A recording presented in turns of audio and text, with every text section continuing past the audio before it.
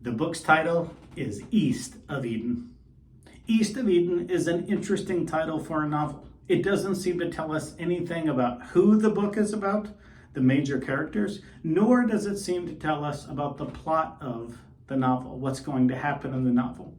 Rather, East of Eden is a reference to geography, but not a very specific geographical locale. Rather, wherever this book takes place, wherever this book is set, it is not in the Garden of Eden. No, East of Eden is, of course, a reference to the Bible, more specifically Genesis chapter 1 through 4. In Genesis 1, human beings are created in God's own image. And the job of an image bearer is two things: to family the earth, to fill the earth, and to farm the earth. And so Adam and Eve are supposed to have a lot of babies and have those babies be farmers, to take care of God's creation, expanding the borders of the Garden of Eden all the way around the globe with descendants of Adam and Eve, farming and caring for God's very good creation. That's a theme of the novel East of Eden: big families and families who are farmers. In Genesis chapter 2, the same creation story is retold now from a different perspective. There is a drought in Eden, also a theme in East of Eden. And in this drought, God sends a mist and a man. He sends a mist to water his garden, and he sends a man to tend his garden.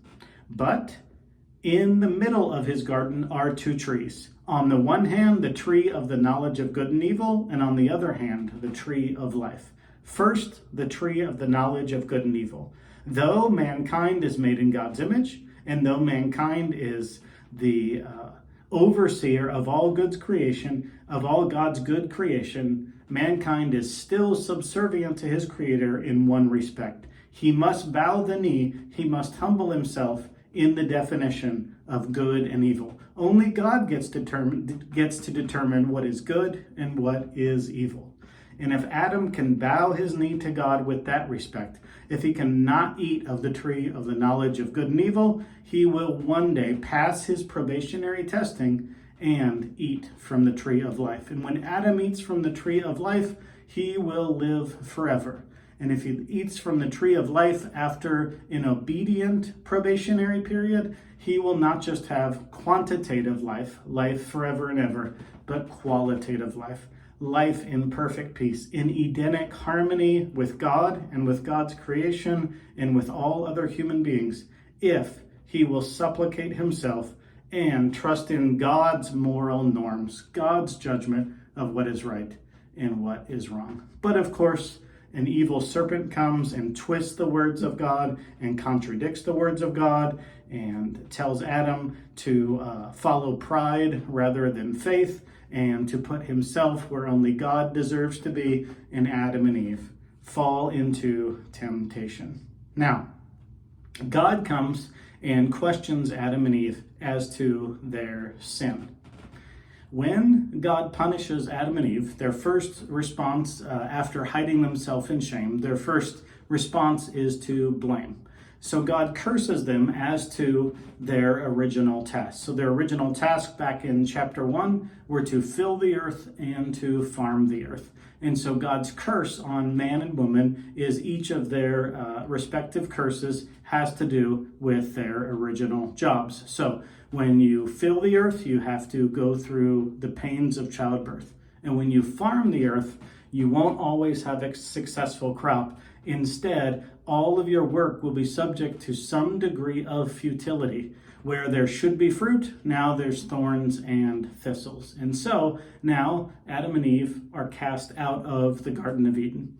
Doesn't say particularly, specifically at the end of chapter 3 where they went, but it does tell us that on the east side of the Garden of Eden, east of Eden, God placed an angel with a flaming sword. So if anyone were ever to get back to the tree of life, to try to eat from the tree of life, they'd have to go through an angel and a flaming sword. So we know Adam and Eve were banished and living in exile now, east of Eden.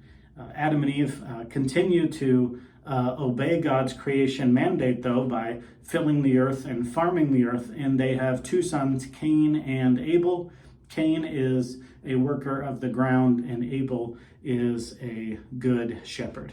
Both of them God-fearing men, so much so that there comes a time when they offer a Thanksgiving offering to God. We're not told in the Bible what the difference, if there even was a difference, between Abel and Cain's offering. But both boys offered an offering to God, and Abel's was either better or it was identical to Cain's, but it was more sincere. Cain's gave an external offering to God, and either that external offering was inferior or the attitude behind it was inferior. And this made Cain jealous and angry at his only brother, Abel. And God comes and confronts him, and he says, look, you have a choice with what to do with this anger. There's a crouching tiger of evil. It is trying to consume you. Evil is a real thing, and it's trying to consume you. You must master over the evil that is in your heart. Cain doesn't listen to God. Cain kills his brother Abel. And so in just one short chapter, from Genesis 3 to chapter 4, sin has gone from eating a fruit to murdering your own brother, because Cain did not master the evil in his heart that God warned him about. So Cain slays his own brother Abel.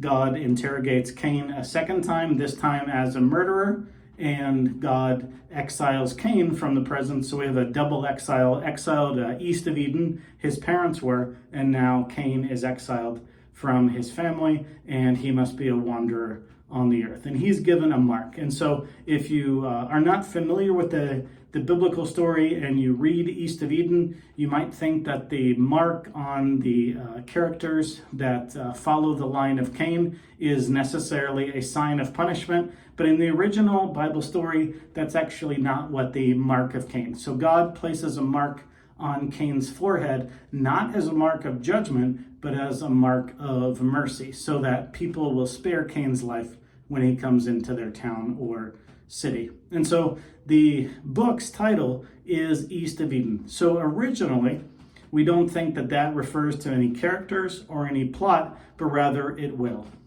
Because the plot of the novel East of Eden is this ongoing struggle of these original brothers, Cain and Abel, the struggle within themselves to master evil, and the struggle relationally outside of themselves with one another, the struggle for good within the human heart and the struggle for good outside the human heart in relationships.